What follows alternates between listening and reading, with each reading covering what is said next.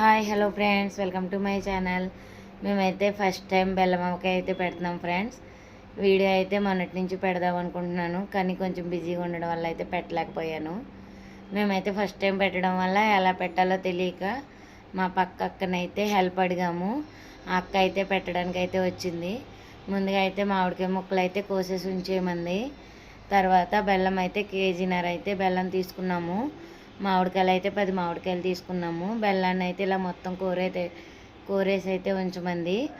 ఇలా బెల్లం కోరేసుకొని మామిడికాయల ముక్కలు కోసి ఉంచుకున్న తర్వాత ఒక పెరుగు బకెట్ అయితే తీసుకున్నాం ఫ్రెండ్స్.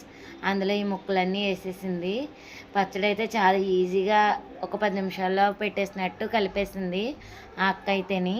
ఇలా మామిడికాయ ముక్కలన్నీ పెరుగు బకెట్లో వేసుకున్న తర్వాత సరిపడగా ఆవు పిండి, జీలకర్ర, మెంతులు కలిపి అయితే పౌడర్ చేసాం ఫ్రెండ్స్.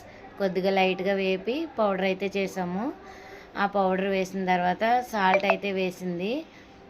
సాల్ట్ కూడా వేసిన తర్వాత ముందుగా మనం కోరి పెట్టుకున్న బెల్లం అంతా అయితే వేసేయాలని చెప్పింది. ఇలా మొత్తం బెల్లం నేనైతే కేజీన్నర బెల్లం అయితే తీసుకున్నాము. 10 మామిడికాయలు అయితే కోసాం ఫ్రెండ్స్. పెద్ద మామిడికాయల మూలన ఎక్కువ ముక్కలు అయితే అయ్యాయి. మొత్తం బెల్లం అయితే ఇలా వేసేసాము. వేసేసిన తర్వాత కారం వేయాలని చెప్పింది.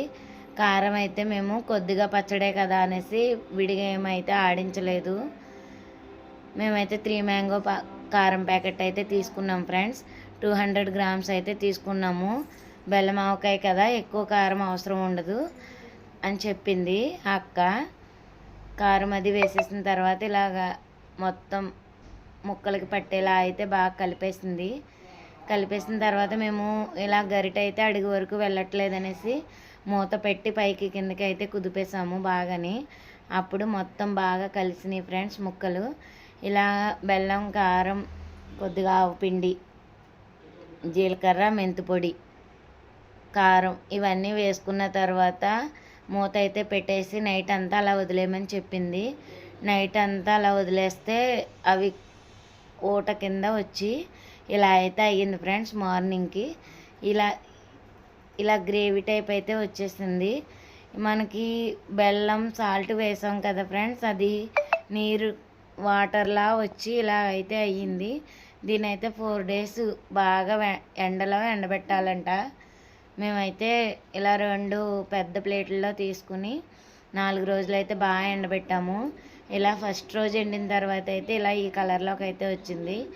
అలా ఒక 2-3 days కంటిన్యూగా బాగా ఆరబెట్టిన తర్వాత ముక్క దగ్గరికి అయిపోవడంతో పాటు బెల్లం అయితే పాకం టైప్ అయిపోయింది ఫ్రెండ్స్. ఇంగి టైప్లో అయితే వచ్చింది. లాస్ట్లో కొద్దిగా ఒక 100 గ్రామ్స్ అయితే పట్టింది అంతే. ఆయిల్ అయితే ఎక్కువ పట్టదు. నిజంగా బెల్లం ఆవకాయ ఇంత ఈజీ అని మాకైతే తెలీదు. ఫస్ట్ టైం అయితే పెట్టాము. మీరు బెల్లం ఆవకాయ అయితే ఎలా పెడతారో కామెంట్ చేయండి. నిజంగా టేస్ట్ అయితే చాలా బాగా అదిరిపోయింది. ఇంత ఈజీ అని అయితే అస్సలు అనుకోలేదు. కాకపోతే ఈ పచ్చడికి అయితే ఎండ బాగా ఉండాలి. ఎక్కువ ఎండ కాసినప్పుడు అయితే త్వరగా ముక్క అయితే ఆరిపోతుంది. ఊట కూడా బాగా అయితే వస్తుంది. నిజంగా చాలా టేస్టీగా ఉంది ఫ్రెండ్స్. బెల్లం ఆవకాయ అంటే ఎంతమందికి ఇష్టమో కామెంట్ చేయండి. మేమైతే ఇదే ఫస్ట్ టైం పెట్టడం. మీలో ఎంతమంది బెల్లం ఆవకాయ పెడతారో కామెంట్ చేయండి. అంతేకాకుండా ఎంతమందికి ఇష్టమో కూడా లైక్ చేసి సబ్స్క్రైబ్ చేయండి.